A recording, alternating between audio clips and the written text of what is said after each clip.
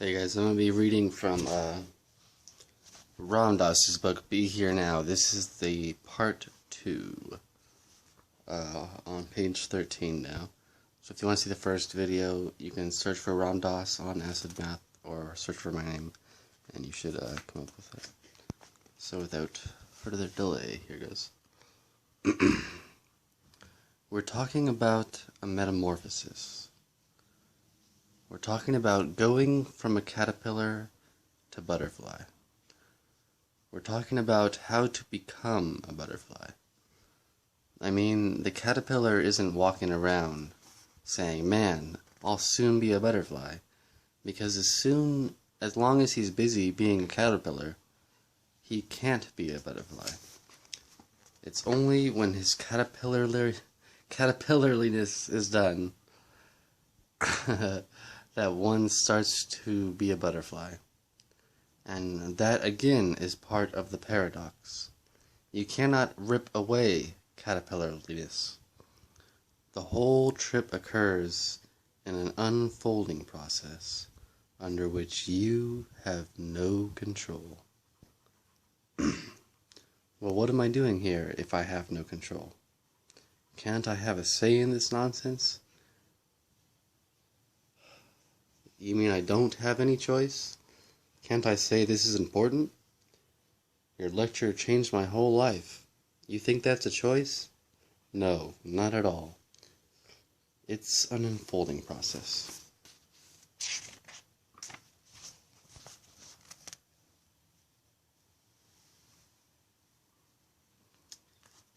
No accidents. If you could stand back far enough, watch the whole process, you would see you are a totally determined being. The very moment you will wake up is totally determined. How long you will sleep is totally determined. What you will hear of what I say is totally determined. There are no accidents in this business at all. Accidents are just from where you're looking, to the ego. It looks like miracles and accidents. No miracles, no accidents. It's just your vantage point that you're sort of stuck in. The whole trip I'm talking about is fraught with the most exquisite paradox. As soon as you give it all up, you can have it all. How about that one? As long as you want power, you can't have it. The minute you don't want power, you'll have more than you ever dreamed possible. What a weird thing. As long as you have an ego, you're on a limited trip. You're on a trivial trip that's going to last maybe 60, say 70, maybe 80 years, full of fear of its end, trying to make its own eternity. Well, if I'm not speaking, if I am not what I thought I was, how did I get into this? Who am I? For only when I know who I am, will I know what is possible. Understanding the possibility, there are 3 ways in which one knows what we are talking about tonight. One way you know about it is through direct experience, through some way or another, through being alone in the desert, through falling in love, through bearing a child, through nearly dying, through turning on, through yoga, through taking any one of your senses and pushing it beyond itself. Going through it, you have touched a place inside yourself that has an intuitive validity. I've been with literally now well over 100 people who have had such an experience, which was powerful and valid, but it was so discontinuous with their normal consciousness that they screamed for help. The help that was available to them was a group of minds which said, "That's all right, you've just gone crazy. That experience you've had is the experience of psychosis. William James said, "Our normal waking consciousness is but one special type of consciousness, while all about it, parted from the filmiest of screens, there lie potential forms of consciousness entirely different. We may go through life without suspecting their existence, but apply the requisite stimulus at a touch, and there they are in their completeness. Definite types of mentality, which probably somewhere have their field of application and adaptation. No account of the universe in its totality can be final, which leaves the other forms of consciousness quite disregarded. How to regard them is the question, for they are so discontinuous with ordinary consciousness. They may determine attitudes, though they cannot furnish formulas, and open a region, though they fail to give a map. At any rate, concludes James, they forbid our premature closing of accounts with reality." In spite of what he said, we've closed our accounts with reality. Most of us. I mean, not most of us on SMF, but, most of us. That experience you've had is psychotic. I'll give you Thorazine. It's not valid. You're hallucinating. What do you mean you're God? The understanding of the possibility may have come to you directly through the experience itself, or it may have come through inference, through your intellect. You may have reasoned and reasoned until you saw the peculiar position that rational man is in, and you realized that there must be something else, although you have not experienced it.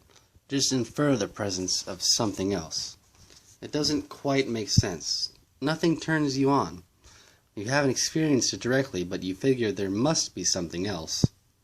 And then you read all of the writings of St. John of the Cross and St. Teresa, and on, all the mystics and visionaries in recorded history, and you say, well, they can't all be nuts. They must be talking about something. So you sort of infer the presence of this other thing, but you don't know it in your guts, and that's a tough position to be in. Then the third way is you trust the fact that there are realized beings, and they said it, and therefore you know it to be true. It's not inference anymore. It's not an intellectual process. You just accept what they have said. That's faith. See, we've gotten so super sophisticated in our evaluative mechanisms that you question everything you hear. How do you know you're not being hustled? I mean, what was Jesus up to? What's the game, man? What's he into? And you are especially feel paranoid if you are one of the keepers of the tables in the temple. You are committed to an existing system with great attachment. Somewhere or another, most of you in this room, most of you, not all of you, most of you have sensed the possibility, but you can't quite surrender. What are you giving up? A hollow little trip that's good for another 40 years at best. You're giving it all up for eternal union with pure energy and pure light. Because surrender means you no longer die.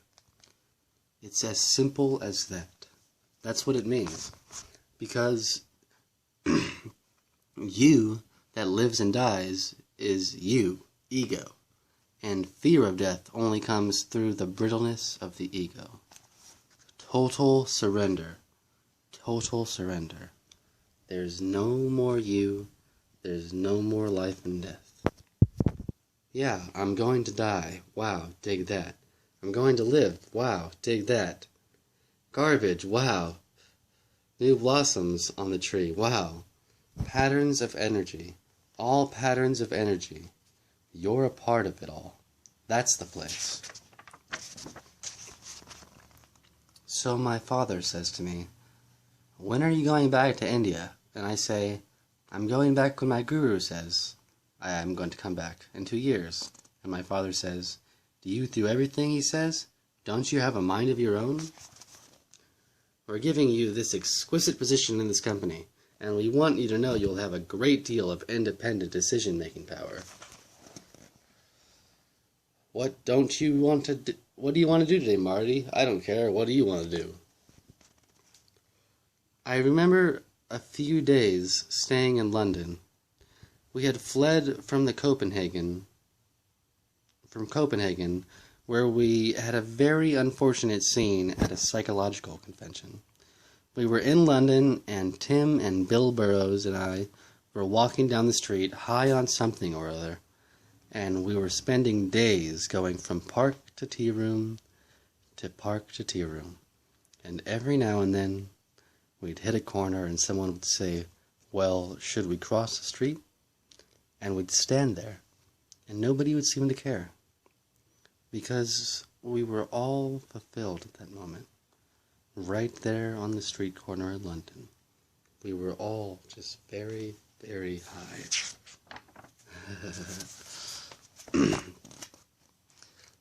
You don't have to have that urge, that desire, that unfulfilled thing. Just let it be. Just be more, more, more. What's holding you back? Your thoughts, huh? You've got to give them up. Just ego planning. What are you doing? Planning for the future? Well, it's all right now. But later? Forget it, baby. That's later. Now is now. Are you going to be here or not? It's as simple as that. But I'm so young. I have so many things to do yet. Well, that'll sure keep you from being here and now. Life is passing me by. But if I just live in the here and now, won't there be chaos? What happens if the telephone rings? Well, the here and now is the fact that the telephone is ringing. Pick it up. What if somebody wants to make an appointment to see me 3 weeks from now? Right. Write it down. That's here and now. Well, what happens 3 weeks from now? 3 weeks from now, there's that appointment. Then that's the here and now. When your child comes down the stairs, this is the first moment all over again. This is Buddha meeting Buddha. Over toast, over milk, over moo tea, over coffee, over porridge, over brown rice. We never had breakfast before. This is it. This is all there is right now. And if it's not good enough, man, it's not good enough.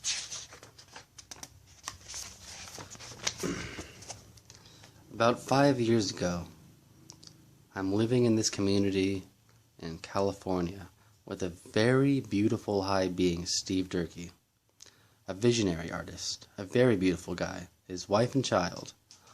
And I'd have the day off. It would be Saturday, and we'd go to the store. The dog, the babies, we'd all get into the Volkswagen microbus. And there'd be Jane, the gal I was living with, and her baby, and me, and Steve, and Barbara. A whole scene going shopping.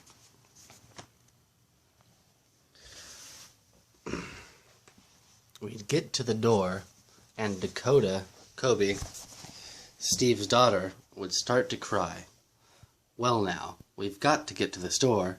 I have Saturday mornings free, and Saturday we shop. All right, Kobe, cool it. But Kobe doesn't cool it. She cries.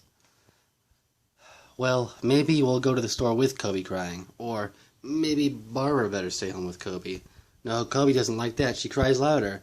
Let's go, come on. Aren't we going? Or aren't we? What's wrong, Kobe? She's just being a kid.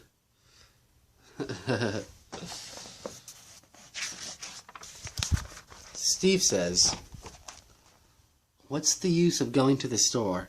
It's like, what, price efficiency? What happened to the vibrations?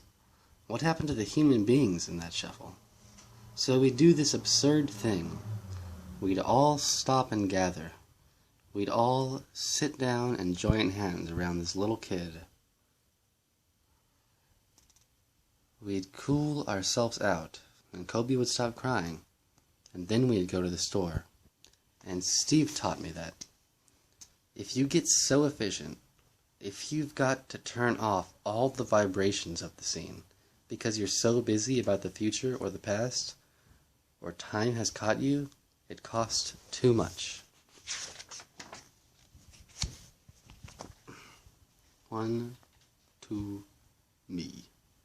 And you finally understand the message you communicate with another human being has nothing to do with what you say. It has nothing to do with the look or musculature of your face. It's much deeper than that. Much deeper. It's the vibrations that emanate from you. And I'm going to stop there for part 2. Thank you, everyone, for listening. And I hope you've enjoyed it. I'll be back for part 3.